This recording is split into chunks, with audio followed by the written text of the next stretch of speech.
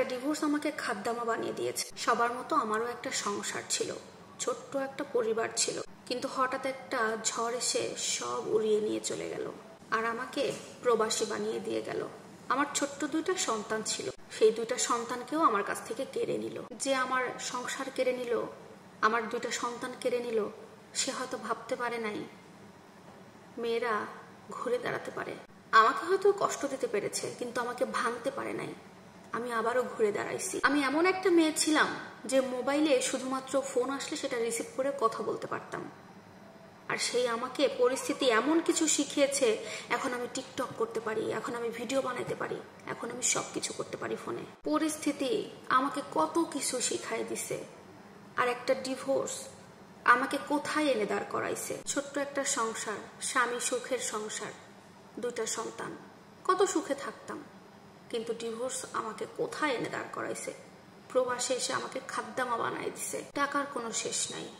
প্রিয় দর্শক, একটা ডিভোর্স একটা মেয়েকে কোথায় থেকে কোথায় নিয়ে যেতে পারে। একটা মেয়ের ছোট্ট একটা স্বপ্ন ছিল, সে সংসার করবে, সুখে শান্তিতে স্বামী সন্তান নিয়ে ছোট একটা জীবন পার করবে। আর এই ছোট্ট একটা সংসার গড়ার স্বপ্ন কোন মেয়েরই বা না থাকে, তাই না? আর ওই স্বপ্নটাই যখন ভেঙে যায়, তখন কিন্তু একটা মেয়ে এমনিতেই নিঃস্ব হয়ে যায়। পরকিয়া করে যে মেয়েগুলো সংসার ছাড়ে, তাদের কাছে হয়তো বা একটা ডিভোর্স কিছুই না, কোনো কিছুই ম্যাটার করে না। কিন্তু আমাদের সমাজে যারা ভালো মেয়ে আছে, তাদের জন্য একটা ডিভোর্স কিন্তু একটা অভিশাপের মতো। একটা ডিভোর্সি মেয়ে সমাজের কাছে অবহেলিত।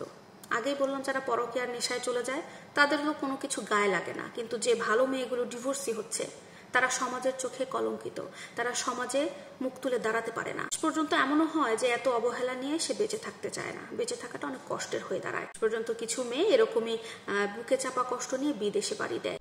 এই গল্পের এই মেয়েটা একদম জলযন্ত্র প্রমাণ। সে দেখিয়ে দিয়েছে মেয়েরাও পুরুষের থেকে কোনো অংশে কম নয়। মেয়েরাও চাইলে স্বাবলম্বী হতে পারে, মেয়েরা চাইলে নিজে কিছু করতে পারে। এই গল্পের এই আপুটা অনেক চেষ্টা করেছে তার এই সংসারটাকে ধরে রাখতে, কিন্তু সে পারেনি। শেষ পর্যন্ত সে ব্যর্থ হয়েছে সংসারটা টেকাতে।